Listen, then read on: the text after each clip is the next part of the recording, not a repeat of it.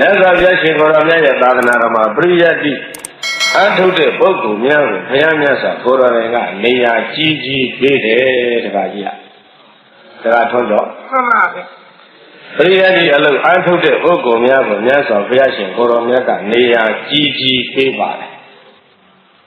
ဘယ်လိုနေရာကြီးကြီးပေးထားသလဲဆိုရင်သုတ္တဗုဒ္ဓရေလို့နေရာကြီးကြီးပေးပါတယ်သုတ္တဗုဒ္ဓဘုန်းကြီးတို့ပြိဿကြီးဘာဗုဒ္ဓသုတ္တဗုဒ္ဓရေလို့နေရာကြီးကြီးပေးဘုရားကိုယ်တော်မြတ်ကမိမိနဲ့ကိုယ်တော်မြတ်နဲ့ထပ်တူဖြစ်တဲ့နာမည်ကိုပေးခဲ့တာပရိယတ္တိဝံပုဂ္ဂိုလ်များကိုပေးတယ်ကိုယ်တော်မြတ်နဲ့ထပ်တူဖြစ်တဲ့ဝဲမီကိုပေးခဲ့တာပရိယတ္တိဝန်ဆောင်ပုဂ္ဂိုလ်များကိုပေးခဲ့ပါတယ်လို့မှတ်ပါပရိယတ္တိအလုပ်အထုတ်တဲ့ပုဂ္ဂိုလ်များကိုဘုရားရှင်ကိုယ်တော်မြတ်ကမိမိနဲ့ထပ်တူဖြစ်တဲ့ဝဲကိုပေးခဲ့တယ်သုတ္တဗုဒ္ဓတဲ့ဟုတ်လားမှန်ပါကိုယ်တော်မြတ်ကိုယ်တော်ရင်ကသဗ္ဗညုဗုဒ္ဓပရိယတ္တိသင်လို့တတ်သင်ပြီးတော့တတ်ထားသိထားတဲ့အရှင်မြတ်တွေကိုတဏှိတူတူလေးပြောလိုက်ရအောင်သင်ပြီးသိထားတဲ့အရှင်တို့ကို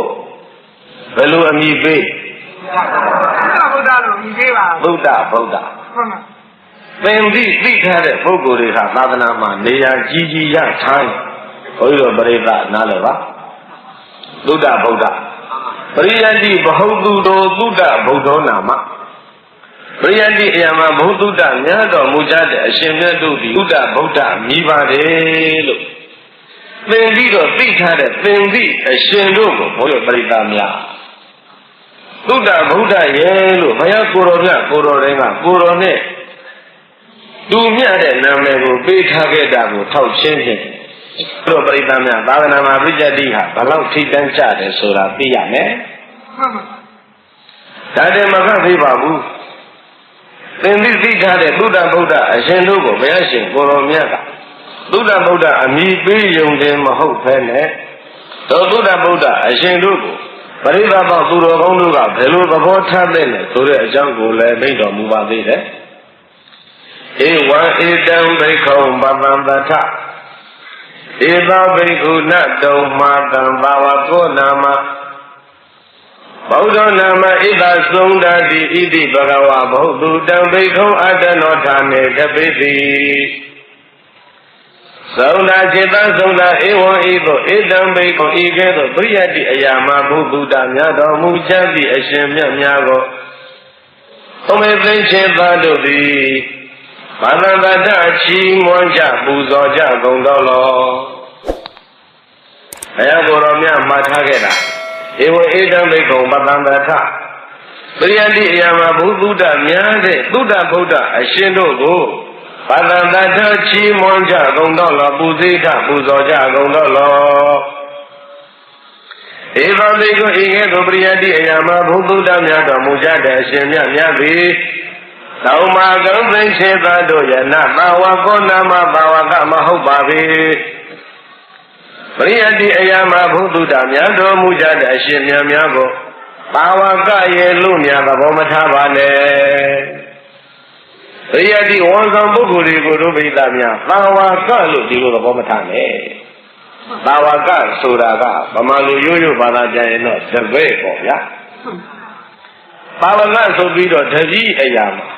နေတဲ့နေရာမှာမထားနဲ့တဲ့ဘာဝကနေရာမထားကြနဲ့ဘာဝကလို့သဘောမထားဒါဖြင့်လည်းသဘောထားရမှာပါလေဆိုတော့ဘုဒ္ဓနာမဧသသုံးတာသုံးတာခြေသသုံးတာဧသဧသောဘိက္ခုဤကဲ့သို့ပရိယတ္တိအရာမှာဘုသူတများတော်မူကြသည့်အရှင်မြတ်များသည်ဓမ္မကသိစေသတို့ရဲ့နဘာဝကောနာမဘာဝကမဟုတ်ပါပေဘုဒ္ဓနာမဗုဒ္ဓမိပါပေ၏ဘုန်းကြီးတို့ပရိသတ်ကြီးဘာဝကမဟုတ်ရင်ဘာအမိယပရိယတ္တိဩဇာပုဂ္ဂိုလ်များဘုရားရှင်ကိုယ်တော်မြတ်နေရာကြီးကြီးပြီးတော်မူခဲ့တာဗုဒ္ဓနာမဗုဒ္ဓမိပါပေ၏ဗုဒ္ဓမိတယ်လို့ဣတိဘောကဝါအဘိညုဗုဒ္ဓဖြစ်တော်မူသောဘုရားရှင်ကိုယ်တော်မြတ်ကဘုသုတံဘိက္ခုပရိယတ္တိအရာမှာဘုသူတများတော်မူကြသည်အရှင်မြတ်များကိုအတ္တနောဌာနေမိမိရဲ့ယာရု၌ အတနောထာနေတဲ့ဒီအားရကြကောင်းတယ်ဘုန်းကြီးတို့ကတော့စာကျက်ပြီးတော့ဟောတဲ့ဘုန်းကြီးဆိုတော့ဟုတ်လား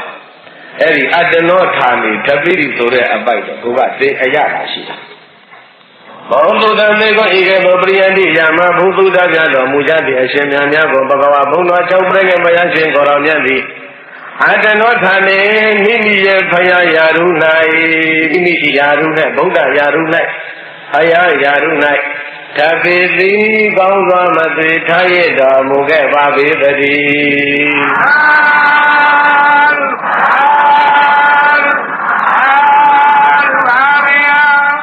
ဘောဓုတံဘိက္ခုအတနောထာနေထပိတိ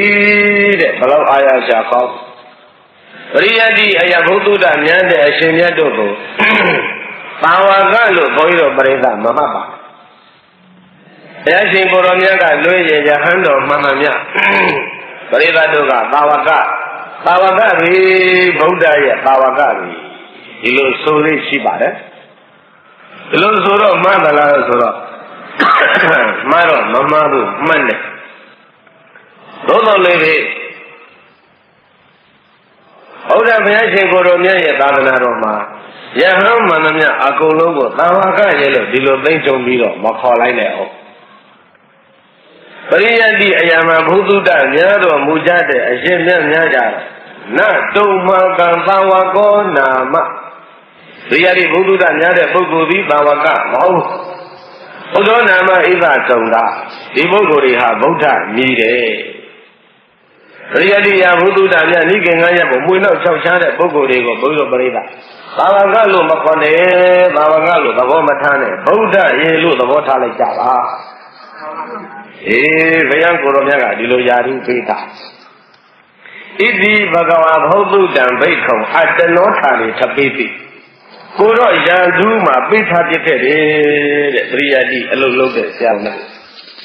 ပရိယတိဝန်ဆောင်ဆရာတော်များကိုမြတ်စွာဘုရားရှင်ကိုယ်တော်မြတ်မရှိတော့တဲ့နောက်ဘုရားကိုယ်တော်မြတ်ကကိုတော့ရန်သူမှာအထားပြခဲ့တယ်အရာရန်သူကိုရတာဘယ်လိုပုဂ္ဂိုလ်တွေတုံးဆိုရင်သဘောပေါက်ပြီမြတ်စွာဘုရားရဲ့ရာထူးကိုရတဲ့ပုဂ္ဂိုလ်တွေဟာပရိယတ်တိဝန်ဆောင်ပုဂ္ဂိုလ်များဘယ်လိုပုဂ္ဂိုလ်များပရိယတ်တိဝန်ဆောင်ပုဂ္ဂိုလ်များပါဗျာအေးပေါ့ပထမသင်္ဃာယနာတင်ပွဲကြီးပြီးတော့သံဃာအစည်းအဝေးကြီးကတာဝန်ပေးတာကိုဘုန်းကြီးတို့ပြောဘူးတယ်ပထမသင်္ဃာနာတင်ပွဲကြီးဆင်နွှဲလို့ပြီးသံဃာအစည်းအဝေးကြီးကဘာလို့တုံးဆိုတော့ဟောဒီမြတ်စွာဘုရားဟောတဲ့နိကေ9ရပိဋက3ပုံဟာမတို့ဒီမှာစီးပြီးကုန်းပြီးပြီးကုန်းပြီးပြီးဗမ်းမင်းကြီးတွေကဖွင့်လိုက်တာဝေဝေးဆာဆာအပွင့်တွေခဲလို့ညချမ်းကာလတပင်လုံးဝေးနေတာမနဲ့ခင်းမိုးလင်းတော့သွားကြည့်အပင်ပေါ်ကအပွင့်တွေမရှိဘူးမြေကြီးမှာအလုံးကျင်းနေတယ်ကျွေးကြကုန်လို့နော်အဲ့လိုကျွေးကြကုန်တဲ့ပန်းပွင့်တွေကိုကျွမ်းကျင်လိမ္မာတဲ့ပန်းသီသမားဟာပန်းမင်းကြီးအောက်ရောက်လာပြီးတော့အပွင့်တွေကောက်ခါနဲ့သူကပန်းတွေတောင်းတွေဖြတ်နေတဲ့ထဲကြီးတဲ့အပွင့်လေးတောင်းအလတ်စားဖြစ်တဲ့အပွင့်လေးတောင်းတလို့အငယ်စားဖြစ်တဲ့အပွင့်လေးတောင်းတလို့အဖူးအငုံလေးကိုတောင်းတလို့အိုးတောင်းနေနဲ့အကြီးစားပန်းပွင့်အလတ်စားပန်းပွင့်အငယ်စားပန်းပွင့်အဖူးအငုံမျိုးစုံပန်းတွေကိုအမျိုးစားခွဲပြီးတော့သူကသိကျွမ်းကျင်တာတောင်းကြီးတွေထည့်ထားလိုက်တာပြီးတော့မှအဲ့ဒီတောင်းလေးကပန်းပွင့်တွေကျိုးတွေနဲ့ကောက်တီးလိုက်တော့အကြီးစားပန်းမွင့်နေသူ့ထားတောင်းကြီးတွေကပန်းမွင့်နေကျိုးနေပြီးတော့ပန်းကုန်းကြီးရအလတ်စားပန်းမွင့်နေထည့်ထားတဲ့တောင်းကြီးတွေကပန်းကုန်းတွေကောက်ပြီးတော့ပြီးလိုက်တော့အလတ်စားပန်းကုန်းဖြစ်တယ်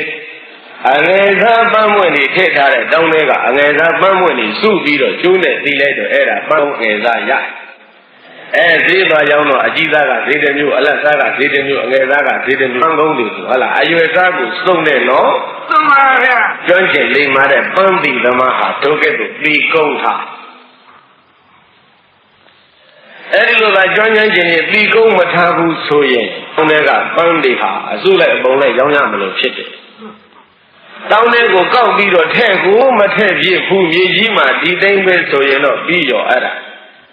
အဲ့ဒီပန်းပင်ရဲ့ပိုင်ရှင်လည်းဘာမှစားသုံးရမှာမဟုတ်ဘူးကျုပ်ခံစားခွင့်ရှိမှာမဟုတ်ဘူး ဟောဒီပညာကြီးရေလုံးတဲ့ပုဂ္ဂိုလ်လည်းဘာမှအကျိုးခံစားခွင့်ရှိမှာမဟုတ်ဘူးတဲ့ပန်းကုန်းတွေကိုဝယ်ပြီးတော့ကြိတ်ရပန်းကုန်းကိုဒီကုန်းပန်းစင်လို့တဲ့အမျိုးသားအမျိုးသမီးတို့လည်းပန်းစင်ခွင့်ရကြတယ်မဟုတ်ဘူးပေါ့နော်မှန်ပါကျွမ်းကျင်တဲ့ပန်းတီသမားကဓပွင့်စီကောက်တီလိုက်တော့ပန်းညာကြီးပိုင်ထားတဲ့ပိုင်ရှင်လည်းအကျိုးခံစားခွင့်ရှိတယ်ရေလောင်းတဲ့ပုဂ္ဂိုလ်လည်းအကျိုးခံစားခွင့်ရှိတယ်ပန်းရောင်းတဲ့ပုဂ္ဂိုလ်လည်းခံစားခွင့်ရှိတယ်ဒီပန်းပွင့်တွေကိုဝယ်ပြီးတော့တီကုန်းတဲ့ပုဂ္ဂိုလ်တွေလည်းဝယ်ပြီးတော့သုံးဆောင်တဲ့ပုဂ္ဂိုလ်တွေလည်းအကျိုးခံစားခွင့်ရှိကြတယ်တဲ့နော်မှန်ပါဗျာမင်္ဂယနာတင်ဆိုတာအဲ့ဒီပတ်မှာပါပဲတန်စုယုံပြီးတော့ဟောမှာကာယနာဆိုတာရွတ်ကြတာရွတ်ဖမဲ့ပုဂ္ဂိုလ်တွေစုတယ်ရွတ်တရားသုတ်တန်တွေတရားတွေကိုစုတယ်စုပြီးတော့ရွတ်တော်မူရတယ်ဒါမင်္ဂယနာဟုတ်လားကဲဘုရားရှင်ကိုရမြတ်ဒီဟူသောပန်းပင်ကြီးကဘုရားကိုရမြတ်ကိုပန်းပင်ကြီးလို့သဘောထားကိုရမြတ်ဒီဟူသောပန်းပင်ကြီးက45နှစ်လုံးလုံးဟောတော်မူထားတဲ့သဝိနည်းအပြီးမှာဆိုတဲ့တရားတွေဟာဘုရားပြိဿကြီးပန်းပွင့်တွေလို့သဘောကျမှန်ပါပါဘုရားကိုရမြတ်ဒီဟူသောပန်းပင်ကြီးကနေ45နှစ်လုံးလုံးပွင့်တော်မူခဲ့တဲ့သုတ်တံဝိနည်းပြီးမှဆိုတဲ့တရားတွေကအဲ့ဒါပန်းပွင့်တွေနော်အကြောင်းအားလျော်စွာအတ္တပတ္တိအားလျော်စွာဌာနအားလျော်စွာပုဂ္ဂိုလ်အားလျော်စွာကျုံရဌာနမှာကျုံရပုဂ္ဂိုလ်တို့အတွက်ဆုံးရအကြောင်းအားလျော်စွာဟောတော်မူခဲ့တဲ့သီလအကြောင်းသမာဓိအကြောင်းပညာအကြောင်းဝိနည်းအကြောင်းပြီးဓမ္မအကြောင်းသုတ်တံအကြောင်းဆိုတဲ့အကြောင်းအရာတွေ45နှစ်လုံးမြတ်စွာဘုရားဟောပြီးတော့တားခဲ့တာကျုံလို့ဟောတော်မူတာကျုံတော်ဟောတော်မူတဲ့ထိုတရားတော်ကြီးဟာဘုရားကိုယ်တော်မြတ်ပြိဋိဘံပြုလဲသွားပြီးဆိုရောပြိဋိဘံပြုသွားပြီးလဲဆိုရောခုနကပန်းမင်းကြီးကချွေချလိုက်တဲ့ပန်းပွင့်တွေဟာမြေပြင်မှာကျဲသလိုပဲ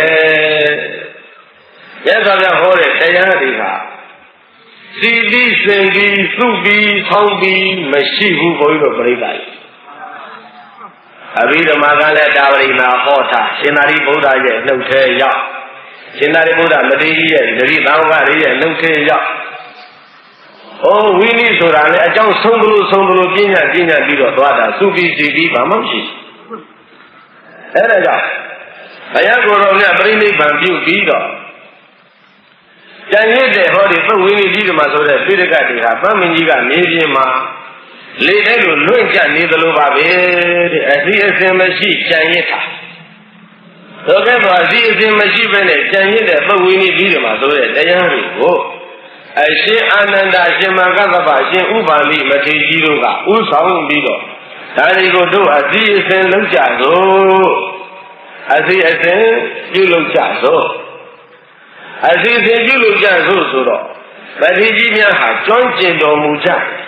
အလုံးကျွမ်းကျင်တဲ့ပန်းသီရမတိပန်းပိန်အောက်ကပန်းတွေကိုဓပွန်းစီကောက်အမျိုးအစားခွဲပြီးတော့တောင်းကြီးတွေထဲမှာတခါတည်းထည့်ထားသလိုပဲ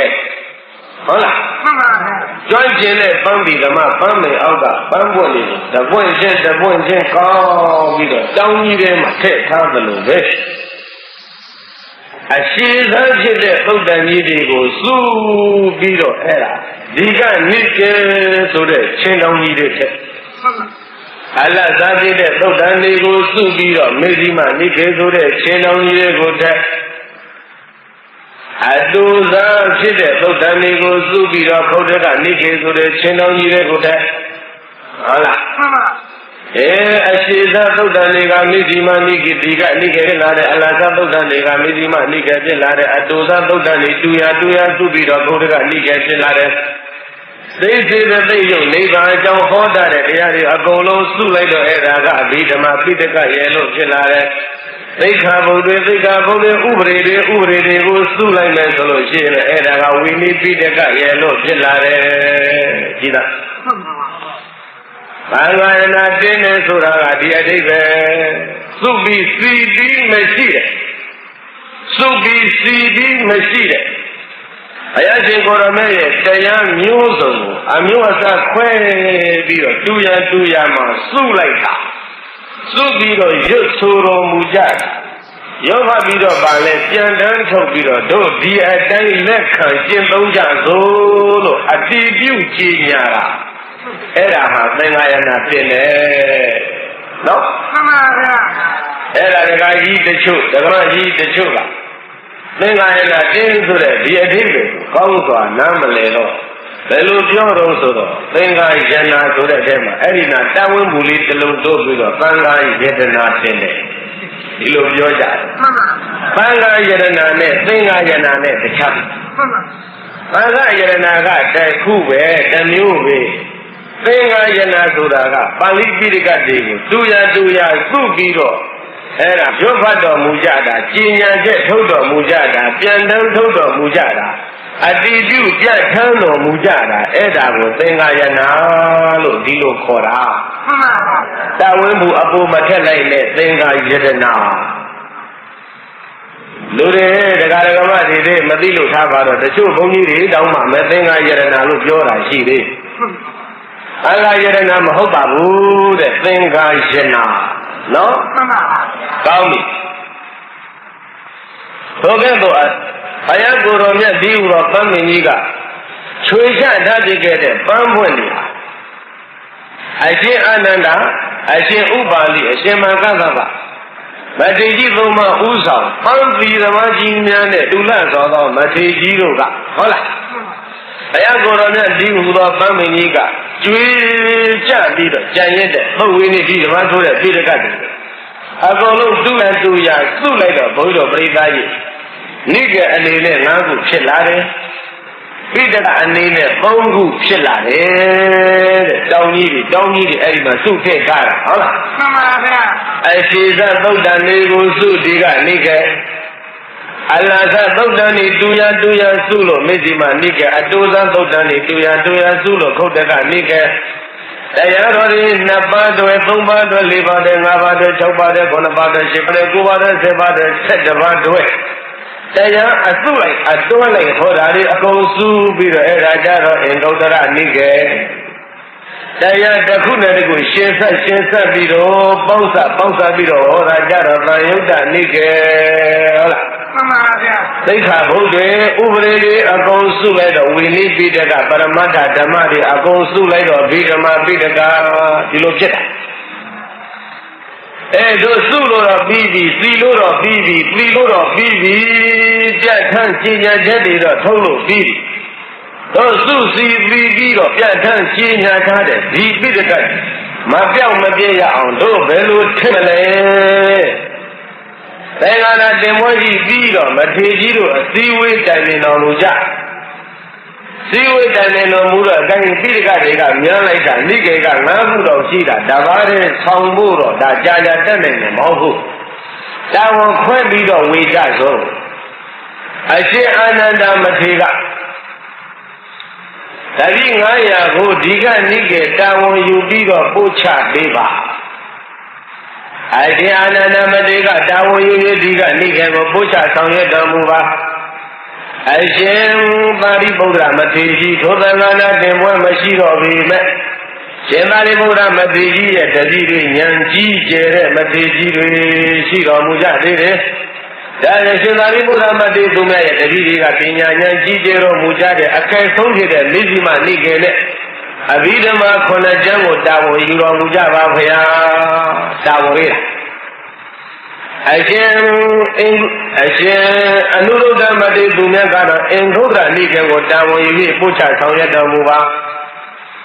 ရှင်မကသဗ္ဗမတိကြီးကတော့သံယုတ္တနိကေကိုတာဝန်ယူပြီးပို့ချဆောင်ရွက်တော်မူပါရှင်ဥပါလိမတိကတော့ဝိနည်းပိဋကကိုတာဝန်ယူပြီးပို့ချဆောင်ရွက်တော်မူပါဘုန်းကြီးပရိသတ်များနိကေ900ကိုဝေလိုက်တာယဟန္တာမတိကြီးတွေနော်မှန်ပါဗျာယဟန္တာမထေရကြီးများနိကေ900ကိုဝေငှပြီးတော့အဲ့ဒီမှာသာချတယ်လို့မှတ်ကြဘုန်းကြီးတို့ပရိသတ်ယဟန္တာသာချဒီကနေ့ခေတ်ကြားဘူးမယ်မဟုတ်ဘူးအမလေးဘုရားပြိဋိဘံစံပြီးတော့ဟောဒီနိကေ900ကိုယဟန္တာကြီးသာချပြီးတော့ဆောင်ရွက်လာတာမှတ်တာ ရဟန္တာစာချတယ်နော် အခါပါဗျာ အဲ့ဒါဘုန်းကြီးတို့ပြိဿရောင်းညာမတွက်နဲ့ရဟန္တာဖြစ်ရင်ပြီးပြီတို့ဘာမှလုံးချမလို့တော့ဘူးလို့မတွက်နဲ့တို့တော့ပြီးပြီဆိုပြီးတော့အဲ့ဟာပြီးမနေကြနဲ့တို့ပြီးကျင်တဲ့ဒုပိသကဒါကြီးတခင်များသိကောပြီးဘူးလားပြီးသေးဘူးလားပြီးရင်သူလည်းဘာလုံးပဲလို့မဟုတ်ဘူးမပြီးသေးလို့လုံးနေတာယဟန္တာမထေရကြီးတွေသူတို့အတွက်ဘာလုပ်ဖို့လိုသေးတော့ မလိုတော့ပါဗျာ အနာဂတ်သာသနာတော်ကြီးကိုမျှော်ခေါ်ပြီးတော့ဆောင်ရွက်တော်မူကြတယ်အဲဒီလိုကာယသမေကိတာရှိဒီကေကြီးတွေကိုဝေပြီးတော့ပို့ချနှုတ်တိုက်ချတာနော် မှန်ပါဗျာ နှုတ်ချင်းပို့ချနှုတ်ချင်းပို့ချနှုတ်ကနေနှုတ်ကနေဆရာကနေတတိနှုတ်တဲ့တတိကနေအဲ့ဒီတတိနှုတ်တဲ့ဩသိက္ခာနုသိက္ခာတတိအဆက်ဆောင်ရွက်ပြီးတော့လာခဲ့ကြတာဘုန်းကြီးတို့ပြိဿတွေ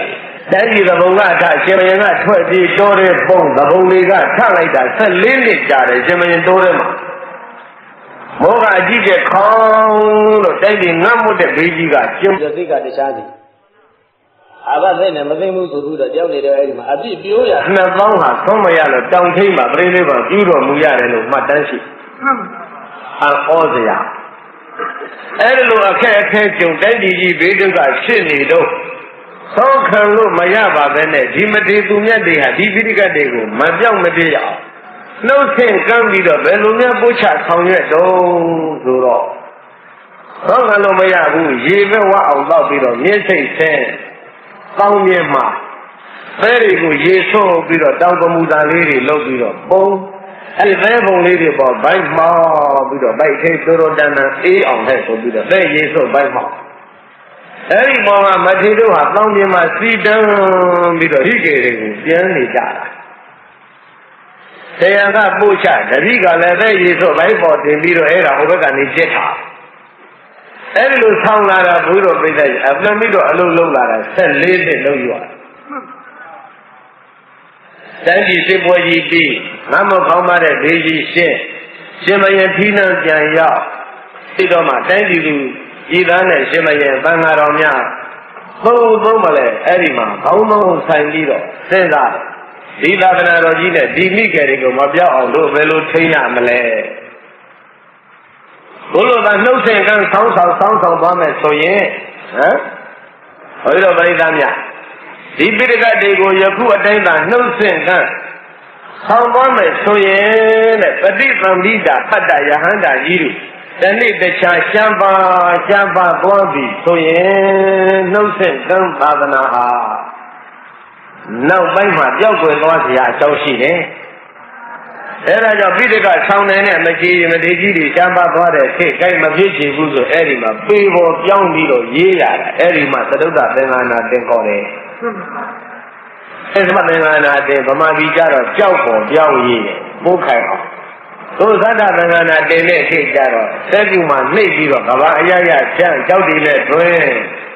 ဒီသာနဲ့ဒီသာသနာတည်တဲ့စေခြင်းလို့လောက်တယ်ဆောင်ရွက်တဲ့အချက်အလက်ဟုတ်ကဲ့လားမှန်ပါဗျာအဲဒီတော့ဘုန်းကြီးတို့ပြိဿဒါသဘောပေါက်ပါဒီတကဘုံဘုံကိုစောက်ရှောက်ပြီးတော့လာတဲ့ဆိုတာဟာဒီကဲဆောင်မထေတွေပိဋကဆောင်းတဲ့မထေဆိုတာတကထုံးကျော်နားလဲဗလားမှန်ပါနားလဲပါပါဗျာဒါကြောင့်မြတ်စွာဘုရားကယာရုကြီးကြီးပြီးတယ်ဆိုတာပြိဋကတယ်ပြီးလိုက်ပါဗျာဒီသာသနာဘုသူသေလာတယ်ဆိုရပြီသုဒ္ဓဗုဒ္ဓမထေကြီးများတည်ခဲ့တာသမတိကြီးတွေတည်ခဲ့သုဒ္ဓဗုဒ္ဓမထေကြီးတွေတည်ခဲ့ပါဗျာဒါကြောင့်ဘုရားမြတ်စွာကယာရုပေးပါတယ်ဧဝဧတံဘိက္ခုပတံသသဧသောဘိက္ခုနတုံမာကံသဝကောနာမဗုဒ္ဓောနာမဧသသုန္ဒာတိဣတိဘဂဝါဘုသုတံဘိက္ခုအတနောထာနေတပိတိသုန္ဒចេတသုန္ဒဧဝဤသောဧတံဘိက္ခုဤကဲ့သို့ပရိယတိအယာမဘုသုတမြတ်တော်မူချက်တိအရှင်မြတ်များကိုသောမေသိစေသာတို့သည်တဏ္ဍာတချီးမွမ်းကြပူဇော်ကြကုန်တော်လားဒေဝဘိက္ခုဤကဲ့သို့ပရိယတိယာမဘုသုတမြတ်တော်မူချက်တိအရှင်မြတ်များသည်တုံမာကံသိစေသာတို့ယနာဘာဝကောနာမဘာဝကမဟန်တန်တော်အတွက်စရင်ချုပ်လိုက်ရင်18သိန်းမိပါရှိအသင်းသိကြီးအတွက်ပါလူသားဗုဒ္ဓအမိရတယ်လို့ဣတိဘုဘဂဝါဘုံတော်6စုအောင်လံသူဖြစ်တော်မူသောသဗ္ဗညုမြတ်စွာဘုရားသည် သောတုတမေခုံပရိယတိအယမဘုသူတမြတ်တော်မူချက်သည့်အရှင်များကိုအာတနောဌာနေမိမိမရှိတော်သည့်အာနာနောက်ပိုင်း2500ခရီးတလျောက်လုံးမိမိရဲ့ယာတုကိုရောယာတုဘုရားယာတုဗုဒ္ဓယာတု၌တပေတိကောင်းစွာမသိချီးမြှောက်တော်မူခဲ့ပါပေသတည်း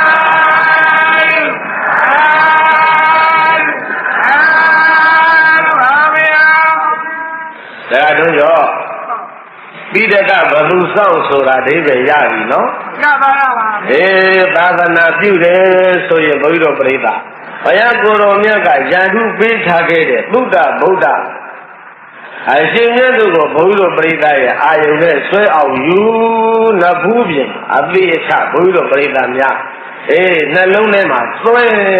နေအောင်အသေးချာမှတ်ပြီးတော့ထားလိုက်စမ်းဘုရားသာသနာမှာဓာတုကြီးကြီးရတာဟာသုဒ္ဓဗုဒ္ဓမထေရကြီးများ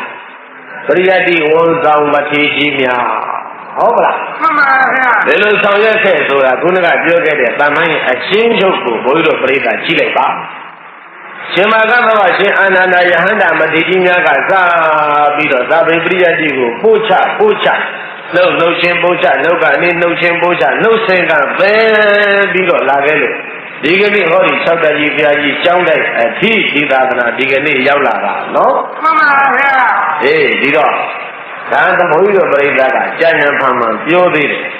ဘာပြောတော့ဆိုတော့ပိဋကသုံးပုံစောင့်ဆိုတာသူရတတိကစောင့်တယ်လို့ပြောသေးတယ်ဒါကထုံးကြောမပြောဘူးလားမှန်ပါပြောနေကြပါဗျာပြောနေကြတယ်ဒါကထုံးကြောကမပြောဘူးလားပြောပါဗျာပြောတယ်လားအဲ့လိုဆိုကိုယ်နဲ့တည်းမတည့်တယ်ဒီစရောကြီးတွေတလောက်တော့အသေးရလည်းအလုံးလုံးနေတာတွေးပါရဲ့သားနဲ့ပိဋကသုံးပုံစောင့်တာဟာသူရတတိကစောင့်ဆိုတော့ဆရာတော်ကြီးတွေအာနာဖို့မကောင်းဘူးလားကောင်းပါဗျာ၆တက်ကြီးဟောဒီဘုရားကြီးကျောင်းတက်ကြီးတင်းလာတယ်ဆရာတော်ဘုရားကြီးဥက္ကုနေကြတယ်တော့တာပြီးတော့ဟောဒီနှစ်90ပြီဟာလားဆရာတော်အဆက်တဲဆောင်ပြီးတော့စောင့်ရှောက်လာခဲ့တာဒီလိကေဒီကျောင်းတက်ကြီးဒီသာသနာကြီးဒီလိုတဲလာတာအာမနာဖခင်ဖြစ်တော်မူကြတဲ့သတော်ဘုရားကြီးတွေတဲဆောင်လာတာမြင်ပါရဲ့သားနဲ့ဘာလို့သူရဂတိတယ်လို့ပြောရတာသိပါဒါကထုံးတော်ကသိရသိပါဗျာသိပြီလားသူရဂတိကသိကသုံးဖို့စောင့်သလားမစောင့်ဘူးလားမစောင့်ပါဗျာမစောင့်ဘူးမစောင့်မဲနဲ့ဘာလို့ဘသူကစောင့်တယ်လို့ပြောရခဲ့တယ်နော်ဟုတ်လားအကူရဘုန်းကြီးတို့ပြိဿကအပူတော်ရှာဟိုဘုရားအပူတော့တော်ရှာတယ်တချို့ပေါ်လေအကုန်လုံးတော့လည်းမဟုတ်ဘူးပေါ့ကိုယ်မှာကိုယ်ွယ်စရာတွေအပြည့်စုံရှိရတဲ့ကိုယ်ွယ်စရာအပူရှာလာကြတယ်ပြီးတော့ကိုယ်တိုင်းဒီမှာကိုယ်ွယ်စရာတွေအပြည့်အစုံရှိတယ်ဘယ်တိုင်းဒီကနေဘယ်လိုလုပ်ပြီးတော့ခေါ်လာမှမသိဘူးအများကြီးပဲအဲ့ဒါသုရတတိဆိုတာဟိုကခေါ်လာတာအိန္ဒိယခေါ်လာတာဘယ်ခေါ်လာတယ်မသိဘူးဗမာပြည်ဘယ်တော့မှရောက်မှလည်းမသိဘူးဟုတ်ပါသုရတတိအိန္ဒိယပြည်ကမြေကလေးတစ်ခုရဲ့နာမည်ပါတကားထွန်းကြော်ရဒါတကယ်တော့လေရှိတာလည်းမဟုတ်ပါဘူးစိတ်ကူးနဲ့အဲ့ဒီမြေကဘာကကလားစိတ်ကူးနဲ့ပေါ်ကြတာမှန်ပါသရဝတီဆိုတဲ့မြေကလေးတစ်ခုကရေကတဲရှမ်းတယ်ဟိမန္တာကစီးတဲ့မြေကလေးတစ်ခုမြေကလေးကကောက်တီကောက်ကွေးနဲ့တောင်ကြီးတွေကနေတလဟောထုတ်ပြီးတော့စီးစင်းတော့တဲလှမလို့ဗျဟိုဒုဋ္ဌဝရီမြေကကိုချမ်းပြည်ကစီးတယ်လို့ပေါ့မှန်ပါဗျရေကြီးတဲ့အလုံးမမြေကလေးကလည်းလှတော့ရေမြကောက်တီကောက်ကွေးနဲ့တောတဲ့တောင်တွေကစီးလာတော့ရေစီးတဲ့အပန်လေးတွေလည်းမြည်တယ်မဟုတ်လားမြည်ပါဗျာအပန်မြည်တော့အဲ့ဒါကအပန်ကသရပဲမှန်ပါနော်အဲ့ဒါရေစီးတဲ့မြေကလေးဆိုတော့လည်းသူ့ကိုသရဝတီမြစ်လို့ခေါ်တာပေါ့နော်သရဝတီပေါ့ဗျာကလမနဲ့ဆိုရင်တော့ရေလေးကကြီးကြီးလင်းလင်းရှိတယ်အဲ့ဒါအလွတ်တရားနားချမ်းလာတဲ့ရေစည်းတံလေးလည်းရှိတယ်ဒါကြောင့်သရဝတီဆိုတဲ့မြေမိုးဦးကြရေကရှောင်ရေကဘာကလားတွေကစိုက်ပျိုးရေးကတင်ကောင်း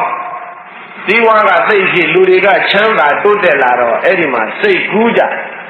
တို့တလားတော့စီးပွားရေးကြီးပွားရေးကောင်းတာဟောဒီမြေကနတ်သမီးတယောက်နတ်သားတယောက်ကတို့ဆောင်မတာနေမှာပဲမိုးကောင်းတယ်မြေကောင်းတယ်ဆိုရင်ဒါစိုက်ပျိုးလို့ကောင်းနေတာပဲအဲ့ဒါသွားပြီးတော့မြေတဲ့နတ်ကမှတ်တယ်လို့တွေးပြီးတော့တို့က အဲ့ဒီမြစ်တော်အဲ့ဒါနတ်တယောက်ယောက်စောင့်နေတာနေမှာပဲဒီနတ်ကိုတို့ကိုးကွယ်ကြဆိုတော့ခုနဲ့အဲ့ဒါနတ်ပုံဖော်ကြမြစ်ကလေးကသိနေမှုမသွေးသွေးတော်တယ်ခွေးခွေးကောက်ကောက်နဲ့တော်တွေကစီးလာတဲ့မြစ်ကလေးဆိုတော့အလွန်တရာရုပ်ကြီးတောင်းတောင်းခံခံနဲ့နတ်ကြီးအကြီးစားကြီးတော့မဖြစ်နိုင်ဘူးဒါဟုတ်လားနတ်သေးသေးတော်တော်လေးနေပါပဲ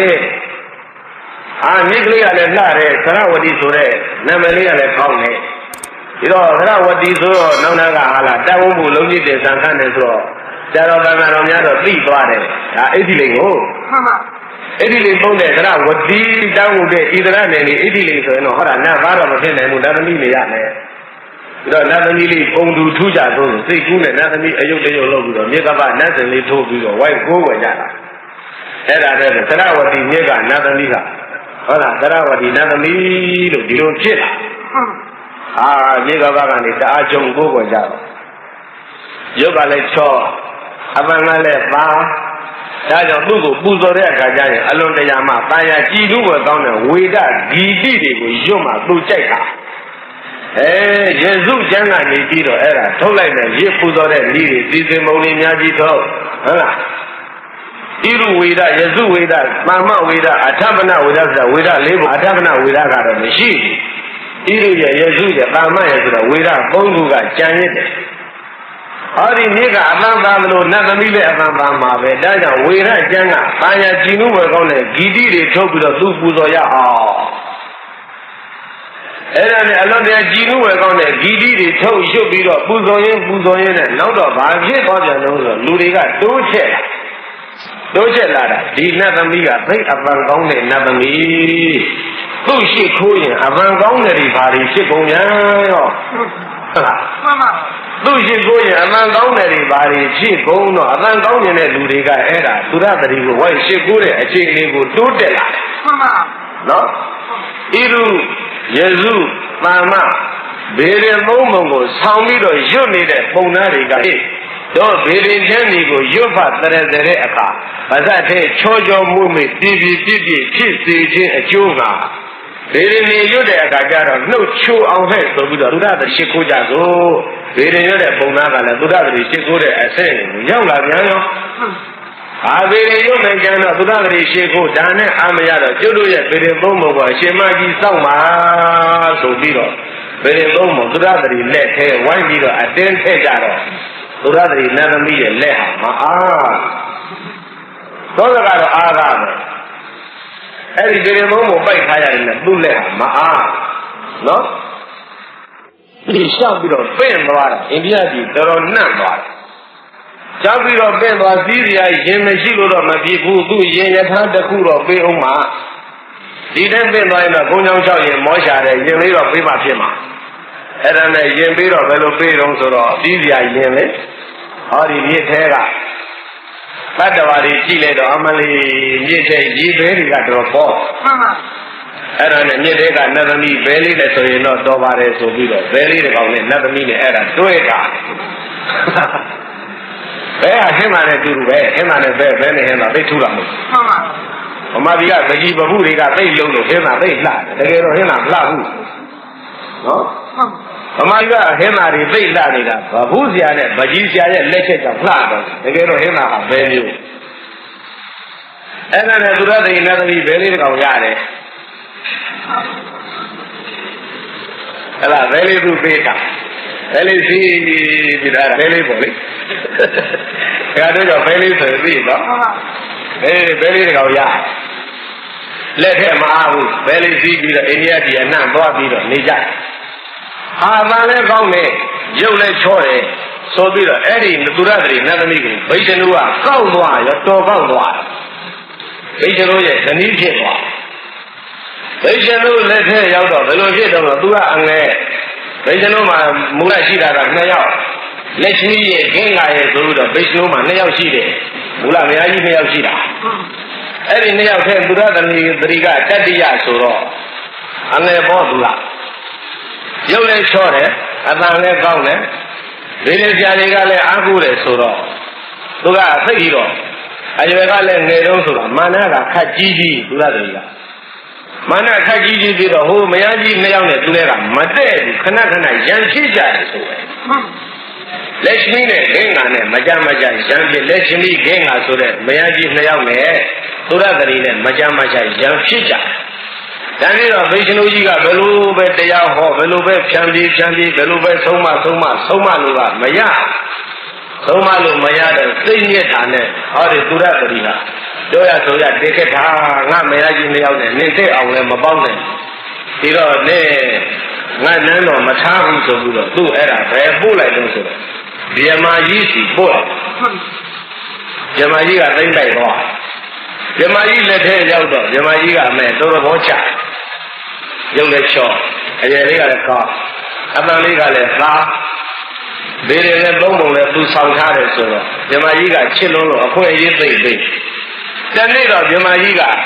သုရသတိနဲ့လက်ထတိကာသဆိုပြီးတော့အခုအဲ့ခံပွဲကြီးကျင်းပပြီးတော့ဇနီးကျော်သူကပွဲထုတ်ဗျမာရီနတ်တွေအကုန်ဖိတ်ပြီးတော့အဲ့ဒီမှာအဲ့ခံပွဲဒိနပါတီပေါ့ညနေတော့အဲ့ခံပွဲလုပ်တော့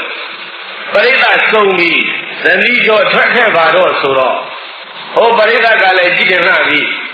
ဓမ္မကြီးဇနီးဘလောက်ချောတော့ဆိုကြည့်ကြလှပရိသတ်တွေကစုံပြီးသုရသတိထွက်ခဲ့ဆိုတော့သူရေချိုးလို့မပြီးသေးဘူးအလှတော်တော်ကြိုက်တယ်ရေချိုးကထွက်လာပြန်တော့ဟဲ့လာပါတော့ဆိုတော့မပြီးသေးဘူးတဲ့အလှပြင်ရတော့မယ်အလှကလည်းတင်းသပင်လေးတင်းရခုံးမူလေးတင်းနှမ်းလေးတင်းပါးလေးတင်းကျင်လို့ကမပြီးနဲ့ဓမ္မကြီးကကြာတော့စိတ်ဆိုးလာဒါတော့လူကြီးလူကောင်းနေနဲ့အဲ့ခံနဲ့ပွဲနေမလာနိုင်ရကောင်းသားဆိုစိတ်ဆိုးပြီးတော့ဓမ္မကြီးကအဲ့ဒါသူ့ယာရုချပလိုက်ဗိရှင်တို့ကလည်းပဲပယ်ထုတ်ဓမ္မကြီးကလည်းအဲ့ခံပွဲမျက်နှာပြည့်အောင်လုပ်တဲ့ကောင်းမဆိုပြီးတော့ယာရုချအဲ့ဒါနဲ့မျက်နှာလဲလို့ဒေရင်လုံးပုံပိုက်ထားတယ်ဘဲလေးနဲ့အဲ့သုရသတိကအိန္ဒိယမှာမျက်နှာလဲတာနဲ့ကိုင်ငါအိန္ဒိယတော့မပြောဘူးဗမာပြည်သွားတာကောင်းတယ်အိန္ဒိယတော့ငါမပြောဘူးဗမာပြည်သွားလိမ့်မှာပဲဆိုပြီးတော့အဲ့ဒါဗမာပြည်သွားဗမာပြည်ကိုဘုန်းကြီးတို့ပြိဿရေဘဲစီးပြီးတော့ပြန်လာအဲ့ဒါဘသူကခေါ်လာပြီးတော့ဘယ်နေရာပေးလိုက်တယ်မသိပါဗမာပြည်လေးရောက်ရောသုရသတိကအမဲတော်ကိုသူကကြီးကြီးဖြစ်တယ်ဗေဒင်သုံးပုံနဲ့ဗမာပြည်နဲ့သဘာဝမချဗေဒင်သုံးပုံနေရာမှာအဲ့ဒါစလုံးပြောင်းမှဖြစ်မယ်ဆိုပြီးတော့ပိဋကသုံးပုံစလုံးပြောင်းဗမာတွေလောက်တာအဲ့ဒါ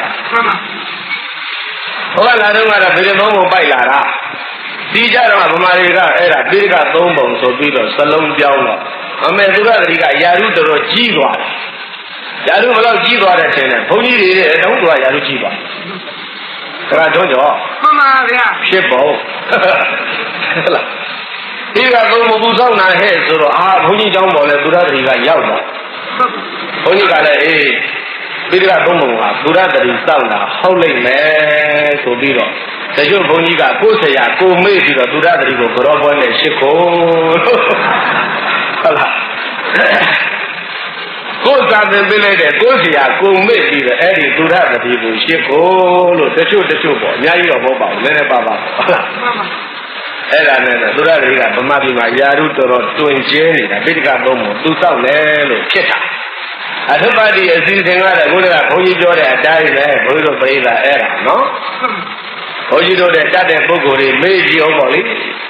ဘုန်းကြီးတို့တဲ့တတ်တဲ့ပုဂ္ဂိုလ်တွေမေ့ကြည့်တော့ဒါတဲ့သုံးပြောလိုက်မယ်ဘုန်းကြီးတို့ကသာတအုပ်တဲ့ဖတ်ထားပြီးတော့အဲ့ဒါတွေ့တော့ပြောရ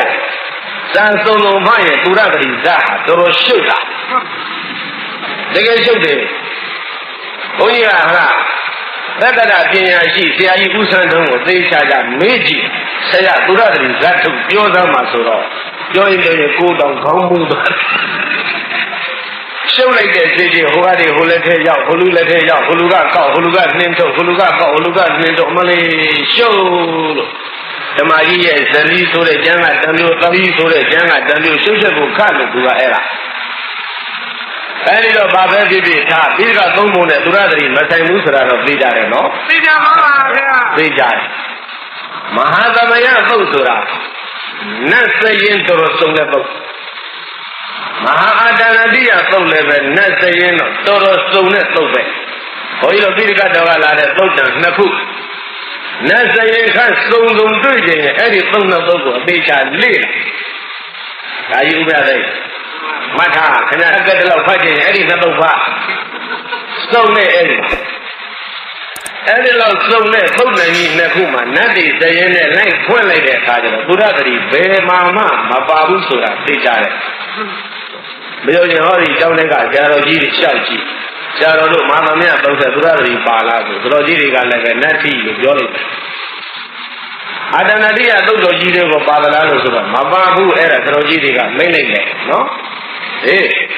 နတ်သေးအစုံဆုံးပြည့်တဲ့သုတ်တန်တစ်ခုမှသုရသတိမပါပါဘူးဒါပေမဲ့ဒီကနေ့သူကဗမာပြည်တော်တော်ကိစ္စ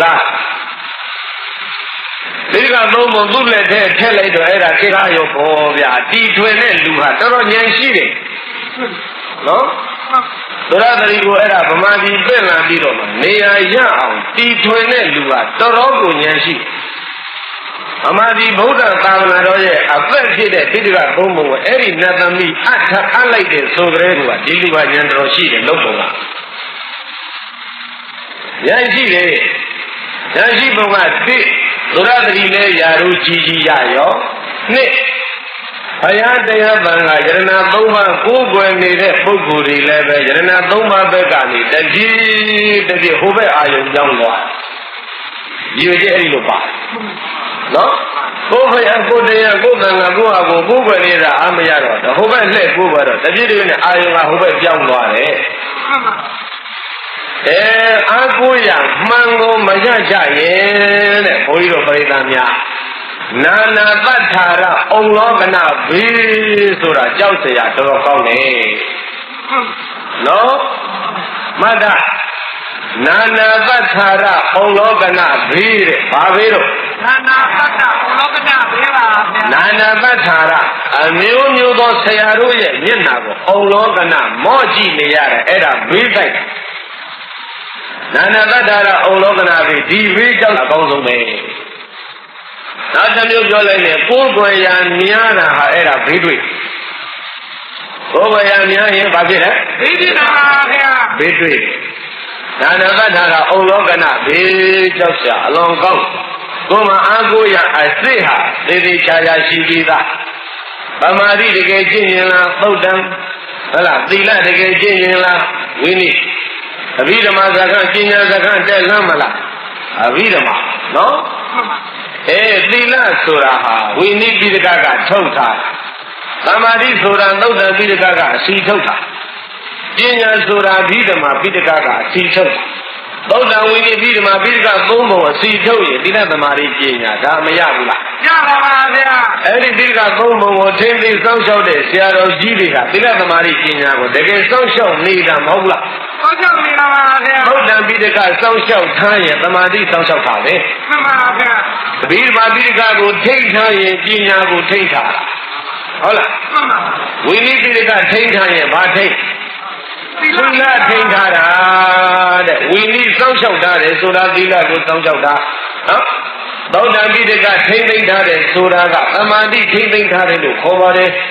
အဘိဓမ္မာပိဋကကိုသင်ဆောင်လာတယ်ဆိုတာကပညာတွေကိုသင်လာတာလို့မှတ်ပါမိမိတို့ရဲ့ကျေးဇူးရှင်တွေဆိုတာဟာပုဝိနိအဘိဓမ္မာပိဋကသုံးမှုကိုသင်ဆောင်လာတဲ့ဟောဒီသုဒ္ဓဗုဒ္ဓဆရာတော်ကြီးကဒုပိဋကရဲ့ကျေးဇူးရှင်ကိုယ်ွယ်ရာအစ်စ်ပဲ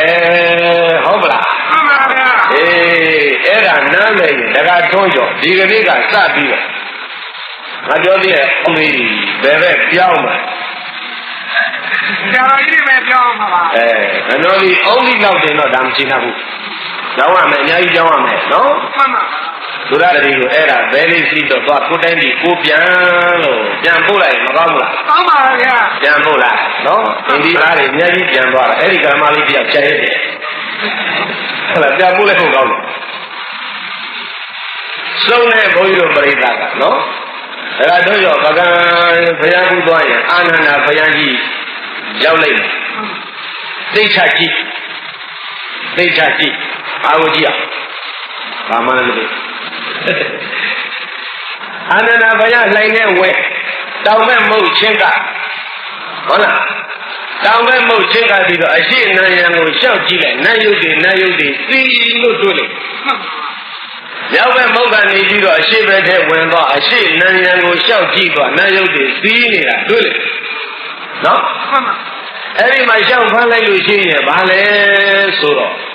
မဟာအာတဏတိယသုတ်တော်ကြီးမှာလာတဲ့နတ်စစ်သူကြီး28ယောက်ရဲ့နတ်မင်းကြီး9ပါးရဲ့28 9ပေါင်းဘယ်လောက်လဲဒုဗိဒကြီး28နဲ့9ပေါင်းဘယ်လောက်လဲ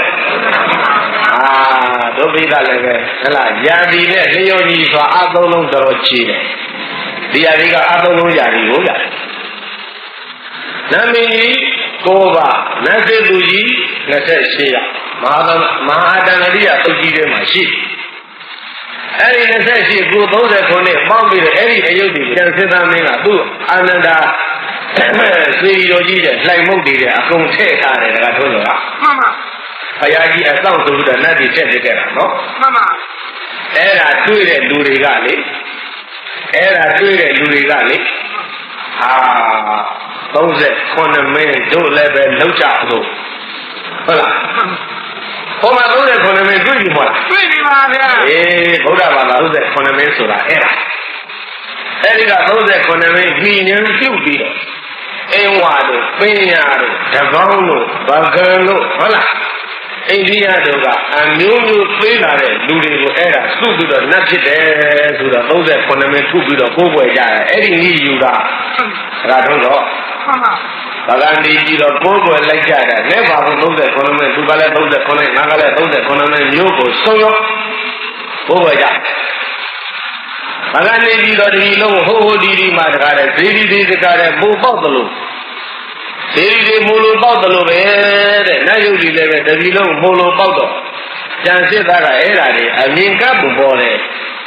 အမြင်ကပ်ပုံပေါ်တော့ကျန်စစ်သားကဘာလို့တယ်မှတ်တယ်တပီလုံးကနတ်တွေအကုန်ဖမ်းပြီးတော့သူ့ရဲ့ခမီးတော်တဲတာမပြီးတဲ့ရွှေစည်းကုံဇေဒီတော်ကြီးကိုသူကပြောက်တယ်နော်မှန်ပါရွှေစည်းကုံဇေဒီတော်ကြီးဥဒ္ဒတိုင်းခနှစ်ချဥဒ္ဒတိုင်းနှစ်ခ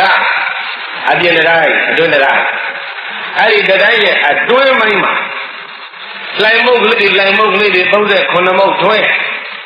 အပြင်းတိုင်းလှိုင်မုတ်39ခုအတွင်းတိုင်းမှာလှိုင်မုတ်39ခုထွင်းသောလှိုင်မုတ်တွေထဲမှာတပီလုံးကဖမ်းထားတဲ့နတ်ယုတ်တွေအကုန်စုထည့်တာဒါဆိုတော့မှန်ပါခြေကြီးကိုမရဥဒ္ဒတိုင်းကနှစ်ထပ်မှာနတ်ယုတ်တွေကိုဝိုင်းအဲ့လိုစုသွားနော်မှန်ပါအတွင်းဥဒ္ဒတိုင်းက39ယောက်ကအဲ့ဒါအတွင်း39မင်းဖြစ်လာတယ်အပြင်ဥဒ္ဒတိုင်းက39ယောက်ကအပြင်39မင်းဖြစ်လာအတွင်း39မင်းအပြင်39မင်းဆိုတာလက်သတ္တတော်သုမာရတာဝိနာယာမတုတ်တိတာနေမနရတိပရဏိနေတာဝဒဝတိဆိုတဲ့နတ်ကြီး6ထပ်ကလာတာတွေမဟုတ်ဘူးရှေးရှိကိုဘုရားဥဒ္ဒတိုင်းကလာကြတာတဲ့ဒါကတို့ကြောင့်နော်မှန်ပါဗျာအမလေးအဲ့ဒီကြတော့မှ39မင်းအတွင်းနဲ့အပြင်ဆိုတာရှင်းသွားနော်ခိကတဖြစ်တည်းကြောင်းဝရင်တွေကလှုပ်တော့ဘာဖြစ်တော့ဥဒ္ဒတိုင်းကြီးတွေပြိုကျရောဥဒ္ဒတိုင်းကြီးပြိုကျတော့အဲ့ဒီဥဒ္ဒတိုင်းကန့်နေရတဲ့နတ်တွေလည်းတုံးလုံးပဲလေမြေကြီးအကုန်လုံးဘယုံဘယဖြစ်ကုန်အဲ့ဒါတွေကိုနောက်ခေတ်ပုဂ္ဂိုလ်တွေကအဲ့ဒီ39တောင်အကုန်စုကောက်ပြီးတော့လေဘာလို့တဲ့မှတော့အောက်တိုက်ကလေးတစ်ခုလုံးအကုန်စုလောင်ထားအဲ့ဒီကျနတ်တွေတိုက်ပိတ်ခံရတာအဲ့ဒီ39ကျော်စုပြီးတော့အကုန်လောင်ထားတာဒါကထုံးကြအဲ့ဒါဘာခေါ်ရမှတ်တော့နတ်လောင်ထောင်းလို့ခေါ်တယ်ဒါကရသမားမှန်ပါရှိပါဗျာနော်တုံးလုံးအကုန်စုထပ်ထားတဲ့အတွက်ကြောင့်မို့လို့တဲ့နတ်လောင်ကြောင်းမဟုတ်ဘူးတဲ့နတ်ဒီတုံးလုံးလဲလျောင်းနေရတာလို့နတ်လျောင်းကြောင်းနဲ့မဲဒီလိုလဲခေါ်သေးတယ်မှန်ပါအဲ့ဒါ39ရဲ့သမိုင်းအကျဉ်းချုပ်ဟုတ်လားအကျဉ်းဟောရင်39ရဲ့ဟောတော့မဟုတ်နော်ဒါကတော့ကြောင့်မှတ်တာ39မိနစ်အတွင်းအပြင်နဲ့ဆိုတာအဲ့ဒါသရင်နေလျှောက်ကြည့်လိုက်တော့ဗမာပြည်ဖြစ်နတ်တွေပဲများအိန္ဒိယဖြစ်နတ်ကနည်းနည်းပါးပါးပဲပါအိန္ဒိယပြည်နတ်ကနည်းနည်းပါးပါးပါတယ်တောင်လုံးကဟိုနှကောင်ပါတယ်နော်တောင်ပြောနှကောင်ပါတယ်အဲ့ဒါအိန္ဒိယပြည်တွေပေါ့သူတို့တွေကဟုတ်လားသူတို့ရှောက်ကြည့်လိုက်တော့ဟိုကောင်းကောင်းတည်တဲ့လူသိမရှိဘူးအဲ့ဒါအသေးစိုးတည်တဲ့လူတွေတို့များတယ်လည်းပဲဒုတ်တူနဲ့အရက်ခံရလို့ကဲပါယူပါနဲ့သိကြတာတွေအဲ့ဒီကောင်လေးလည်းအဲ့ဒါနတ်ဖြစ်တယ်ပြောတာ အရက်တော့ရအမတ်ဆုပ်ပြီးတော့မူးလို့သေးတဲ့လူကြီးအဲ့ဒါလည်းနှပ်ဖြစ်တယ်လို့ပြောတာအဲ့ဒါကတော့ဟာလားဒီနေ့အရက်ကြိုက်တဲ့လူကြီးအတွက်လည်းအဲ့ဒါတော်ပေါက်ဟောမူးသမားတွေလည်းဖြစ်တယ်ဆိုတော့အမေဒီကနေ့ခေဟာလားညခွာညိုတို့ဘာတို့ကလူတွေကအကုန်နှပ်ပြီးသွားအောင်ပဲလူကြီးကြဆိုဘူးသူတို့ကလည်းဟာလားအားရှိကြပဲအဖောက်တော့ကြသေရတာတက်ဆိုပြီးတော့ကိုယ်ပဲခါရအောင်ငဲ့ဒီလိုလာကြဟိုတိတ်တယ်ဆိုတဲ့ကောင်ကြတော့မိဖို့တဲ့ဖုတ်ခံရတာနော်သူကအကယ်ပါယူပါတယ်သာသာပဲအော်ဟေ့ညင်ယူပြီးတော့သေသွားတာသူလည်းပဲနတ်တဲ့သူနှမလေးကလည်းပဲငါအကူကြီးမိတဲ့ဖုတ်ခံရလို့သေရင်တော့ငါလည်းမထူးပါဘူးလိုက်သေမယ်ဆိုမိတဲ့ခုံချလို့သေအဲ့ဒါလည်းပဲနတ်ဖြစ်တယ်တဲ့နော်တဲ့တို့သေကြီးဆိုတော့သူ့နှမလေးသူ့မလာကထွက်ပြီးဟောဒီအောက်ပိုင်းမုံကြီးနေကြတော့မုံရှင်မြင်တယောက်နဲ့ညာပြီးတော့သမီးလေးရတာနှစ်နှစ်သမီးလေးတနေ့3လလာတယ်ဆိုတော့သူက3လလာခေါ်တယ်ဒီနေ့ရဲ့နှမအဲ့ဒါ3လလာနန်းတော်တဲ့တနေ့3မျိုးလာနေတယ်ဆိုတော့ကြံနဲ့မလာတဲ့မိကြတွေကမနာလိုကြဗျာမျိုးသမီးရဲ့လောကအဲ့ဒါကလည်းဓမ္မတာကြီးဖြစ်မနာလိုတော့အကိုင်းမဖြစ်ကြည့်ဘူးဆိုပြီးတော့မနာလိုတဲ့ဓမ္မတွေကဂုံးတိုက်တော့ရှင်မင်းကနန်းတော်ကနှင်းချအဲ့ဒါနဲ့သမီးလေးနှစ်သမီးလေးပိုက်ပြီးတော့3လလာကအန္တဝရီကနေပြီးတော့အညာဆန်းငါရွှေမြန်းမျိုးများရှိရာပြမယ်ဆိုဆန်တက်သွားတယ်တဲ့တော့တကောင်းသားပဲပကံသားမဟုတ်ဘူးတကောင်းဆွေမျိုးတွေရှိရာပြန်မယ်ဆိုပြန်လာတာအင်းဝရောက်ရောအင်းဝကြတော့ခကြီးအဝေးကြီးကလာခဲ့ရတာခကြီးပန်းလို့3လလာအင်းဝမှာသေရောအဲ့ဒါနတ်ပြပြန်ရောဘူးလည်းပဲသမီးလေးကနှစ်နှစ်သမီးလေးမနှင်းပြီလို့ခေါ်တယ်ဘာလဲပြီလို့ခေါ်တယ်နှစ်နှစ်သမီးလေးကလည်းကိုက်အဖေကနေချအမေကလည်းပဲလက်ကူလာသေးဆွေမျိုးတွေထံတကောင်းလည်းအဝေးကြီးရှိသေးတယ်အမိမဲ့အဖတ်မဲ့နဲ့ဆွေမဲ့မျိုးမဲ့အဲ့ဒါလည်းပဲနတ်ဖြစ်ပြန်ရောတဲ့အဲ့ဒါမနှင်းပြီနတ်လို့ခေါ်တယ်ဒီကနေ့ခေတ်ကြတော့မှမနှင်းပြီလို့ခေါ်ကြတာမင်္ဂလာမန္တလေးကနာမည်ရင်ဟောမန္တလေးနတ်သမီးဖြစ်တာနှစ်800လောက်ရှိသွားပြီနော်ဘုရားဖြစ်တဲ့မန္တလေးသပင်ကျူသွားကျိုးတော့အပွားကြီးဖြစ်ဖို့ကောင်းတယ်ဒါရင်လည်းသူတို့ကလေးနဲ့ဝင်ဘူးတော့ညင်နဲ့ခလေးလေးလိုဝင်ဘူးလေဗျာကိုဒီအပြိုးတောင်မဖြစ်သေးဘူးအဲ့ဒီလိုသူတို့ကိုယ်ပဲကြတာတွေပြောတာပါဟုတ်လားအဲ့ဒါတွေအားကိုးရတဲ့ကာလုံးကြမိမိတို့ရဲ့သရဏဂုံညှဉ်းနှွမ်းချောင်းကိုဘုရားတော်ပြိဿများဒါနားမလည်ကြဘူးဒီလိုဖြစ်မိမိတို့ရဲ့ကံအားဉာဏ်အားဝရိယအားအစွမ်းတတ္တိတွေအပြည့်အစုံရှိတယ်ကိုယရဏသုံးပါးရဲ့ဓာတ်တွေအပြည့်အစုံရှိတယ်ယရဏဓာတ်ဗုဒ္ဓယရဏရဲ့တတ္တိဓမ္မယရဏတတ္တိသံဃယရဏတတ္တိကိုရဲ့ကံဉာဏ်ဝရိယတတ္တိဆိုတဲ့တတ္တိကိုမှာအပြည့်အစုံရှိတယ်အဲ့ဒီတတ္တိကြီးဘေးနာအသာဖယ်ထားပြီးတော့ဟိုမှာအပိုးကြီးအားကိုးရရှာတော့ဗျာကိုတတ္တိကိုတုံးအောင်လုပ်တာနဲ့တူတယ်ဗျာနော်မှန်ပါဗျာကိုတတ္တိကိုတုံးအောင်လုပ်ရကြတယ်အဲ့ဒါကြောင့်အပိုးများအားကိုးရမရှာကြဘူးသူတို့ဟာသူတို့ရှိခြင်းလည်းရှိမရှိခြင်းနေကုသိုလ်ကောင်းပြုတဲ့မင်းတို့တွေအသေးဆုံးနဲ့သိကြရတာဒီလိုအသေးမျိုးဘယ်တော့မှမသိကြပါစေနဲ့ဟဲ့မေတ္တာလေးဗာလေးပို့ပြီးတော့ကုသိုလ်ကောင်းမှုအမြတ်အတမ်းပေးဝင်လိုက်ဒါကတော့သူတော်ကောင်းတို့ရဲ့လှုပ်ထုံလှုပ်ကောင်းနေကြတာကတော့ဟုတ်ပါလားမှန်ပါဗျာအဲ့ဒီလိုမဟုတ်တာပဲနဲ့ဒုဗိကအာကိုရကတော်များတယ်အာကိုရများဘေးဖြစ်တတ်တယ်ဆိုတာမှတ်တာနော်ရေရဲသွားတဲ့လူတွေကလည်းကြောက်လိုက်တာရေနစ်တဲ့လူကိုအဲ့ဒါအာကိုတယ်ရေရဲသွားတဲ့လူကဟိုမှာရေနစ်တဲ့လူအာကိုဘယ်လိုလုပ်ကြလဲသူတော့နစ်နေတာကြီးမောက်ရှင်းလေရေနစ်နေတာအဲ့ဒါနော်အဲ့လိုဖြစ်ကြဟုတ်လားမိကြောက်တဲ့လူကလည်းကြည့်ပါဦးမိဖို့ခံရတယ်လူအဲ့ဒါအိမ်မတင်ကိုပဲသားသိတယ်မိဖို့ခံရတာနော်မှန်ပါအဲ့ဒါအိမ်မတင်ကိုပဲသားသူတို့အိမ်ကြီးလောက်တော့အုံးလေးလေးနဲ့ပါသွားဘာတတ်တယ်ဒါရေရဲသွားတဲ့လူတွေကလည်းရေနစ်သေးတဲ့လူကြီးကဲပါလူတော်နစ်နေရတယ်သူကမဟုတ်ကဲပြီးတော့အိမ်အုံးလေးတင်တော့ရှိသေးတယ်အုံးလေးကိုကလာကအနီလေးနှစ်ခုနဲ့ကမ်းထားလားကားပါဗျာဘာလို့ကားတာမီးတောင် မီးကြောက်လို့ကာထားသိကြတယ်ဘုရားကိုစီနီးတယ်ငြိမ်ငြိမ်ဟောနာတောင်းမှဟောအုံးပြီးမီးရောင်မဟတ်စီလေမနေ့ကတာဟောလူကမီးတော်ကြောက်တယ်မီးနဲ့တည်တဲ့လူကိုအဲ့ဒါကြောင့်ဘယ်တော်ဝါကြီးတွေဒကာကြီးတွေအိမ်မီးလောင်ရင်လေသိကြတယ်မီးဆိုအဲ့ဒီလူအရင်ဆုံးပြေးသူကမီးတယ်လူဆိုတော့မီးသိကြောက်တာသူ့အုပ်ဒီမီးရောင်တောင်သိမခံရဘူးလေဗျာဘုရားနဲ့သူနဲ့မတည့်ဘူးဖြစ်ပေါ့ဟုတ်လားအဲ့ဒါအာကိုကြဩမနခါတွေကလည်းပဲ့ထားတယ်ဘယ်လိုဖြစ်ရှုံးမတိမှန်းထားတဲ့တိုင်းဟုတ်လားဘုန်းကြီးတို့ဘုရားကသဘောကောင်းတယ်ဒါကထုံးကြောင့်ဘုရားသဘောကောင်းတယ်မကောင်းလားဘုရားထုံးတော်တင်ရင်လည်းအုံးပြီးလက်ညှို့လောက်အစိတ်နှစ်စိတ်လောက်တင်ရင်ဘုန်းကြီးတို့ဘုရားကကျင့်တတ်တယ်ဟုတ်ပါလားအဲ့ဒီမောင်တက်တယ်ဆိုတဲ့ကောင်ကတော့အဲ့ဒီလက်နှလုံးလောက်အစိတ်ကလေးသွားတယ်ရင်တော့လက်ဖင်းချက်ချင်းကိုဖြစ်အလုံးလိုက်တယ်မှကြိုက်တယ်လို့မဟုတ်လားမှန်ပါဒါရင်ဘုရားအုံးလေးတင်တာနဲ့ဟိုလူအုံးလေးတင်တာဘယ်ကအန္တရာယ်ကဲဘုရားဘာမှမလုပ်ကောင်းလိုက်အောင်လဲတခါမှမလုပ်ဘူးနှာစီးအောင်လဲတခါမှမလုပ်သောနာမတင်တာတလောက်ကြာလို့အဲ့ဒါဘုရားမေ့နေလဲဘာမှမဖြစ်ဘုန်းကြီးတို့ဘုရားများကိုယ်ွယ်ရတာဘေးကင်းလိုက်တာ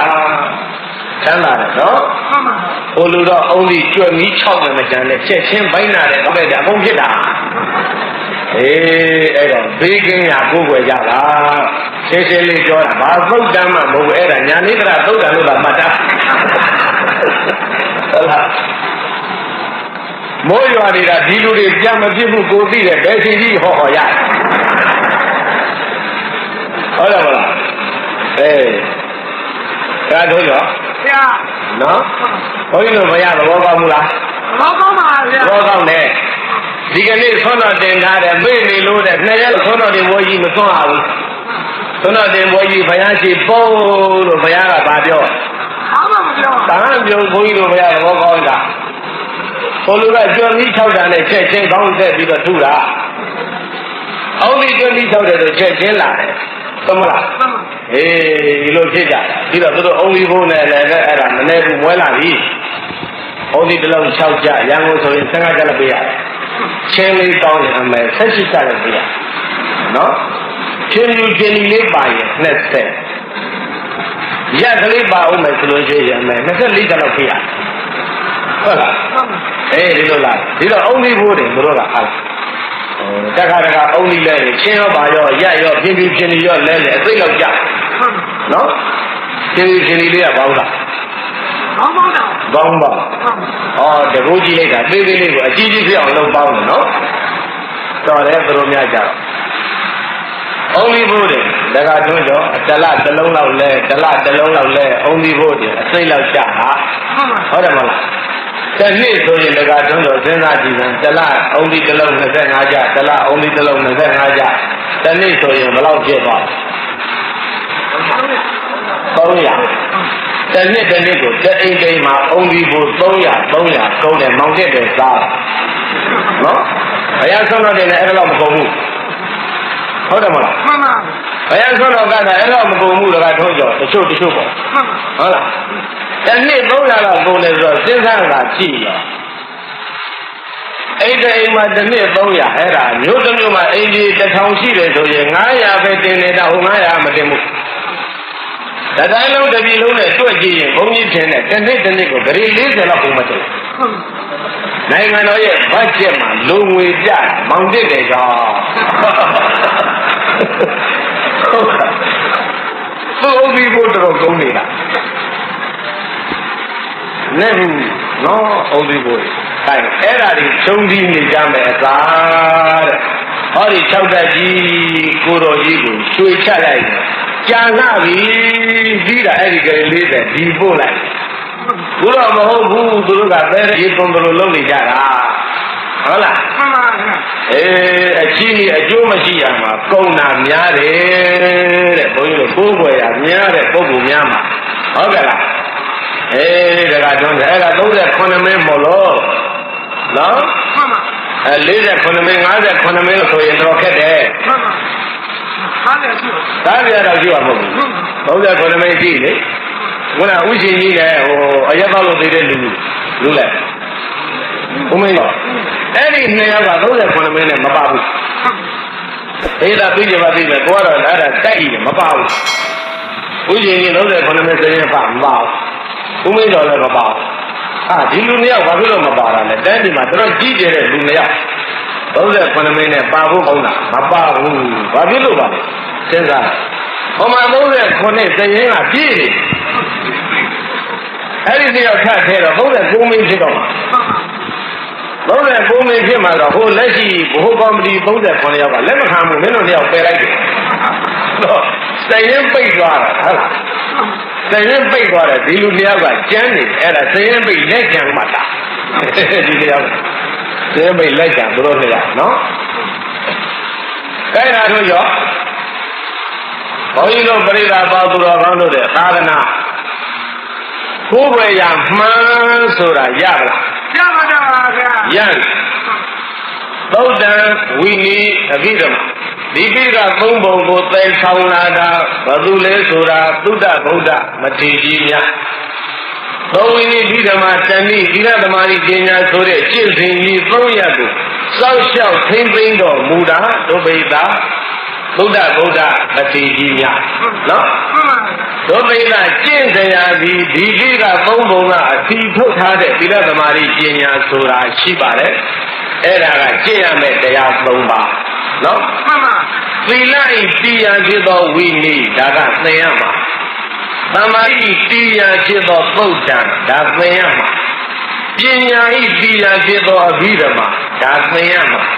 သင်ရမှာနဲ့ကျင့်ရမှာနားလည်ကလားနားလည်ပါပါဗျာသင်ရမှာကသုတ်တံဝိနည်းအဘိဓမ္မာနော်ဒါကသင်စရာကျင့်ရမှာကသုတ်တံကထုတ်ပြီးတော့ကျင့်သမာဓိဝိနည်းကထုတ်ကျင့်သီလအဘိဓမ္မာကထုတ်ပြီးတော့ကျင့်ပညာကျင့်စရာသီလသမာဓိပညာသင်စရာသုတ်ဝိနည်းအဘိဓမ္မာကဲကျင့်စရာနဲ့ဟိုသင်စရာနဲ့ကျင့်စရာဒီမှာခွဲလို့ရသေးလားမရပါဘူးအကျင့်ဆိုတဲ့ပฏิပတ်သီလသမာဓိပညာသည်သင်ရမယ်ပိဋကကထုတ်ထားဆိုတာတကထုံးကျော်အသေးချာမှမှတ်လိုက်မှန်ပါဗျာနော်မှန်ပါဗျာကျင့်ရမယ်သီလသမာဓိပညာကိုသင်ရမယ်သုတ်ဝိနည်းအဘိဓမ္မာကထုံးထုတ်ပါတယ်ဆိုတာကိုတကထုံးကျော်အသေးချာမှတ်လိုက်နော်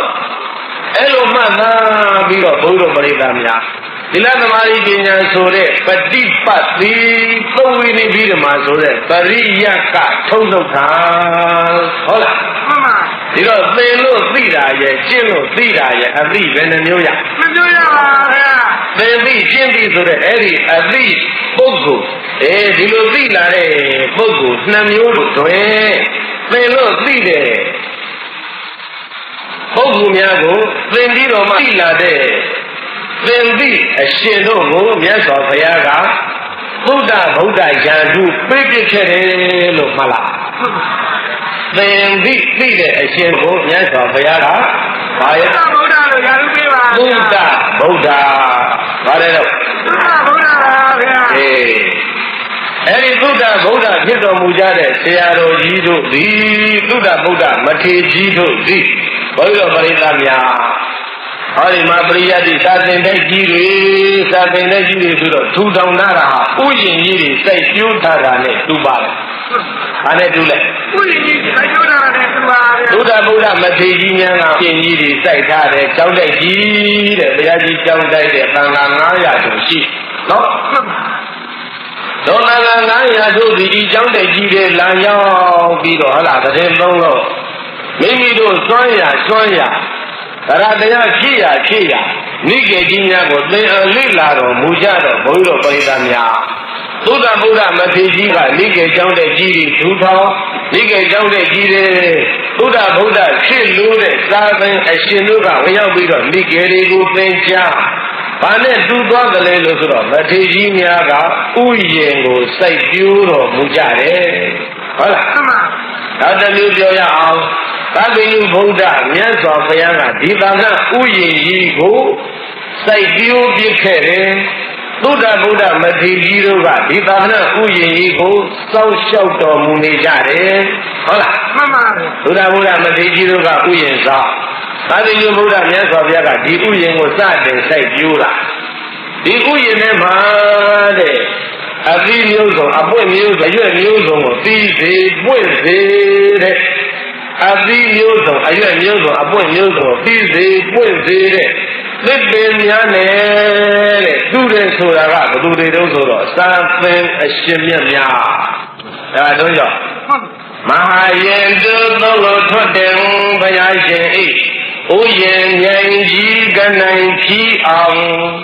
ခိုင်ကြီးပေါရောက်စေကြကုန်ရသတည်း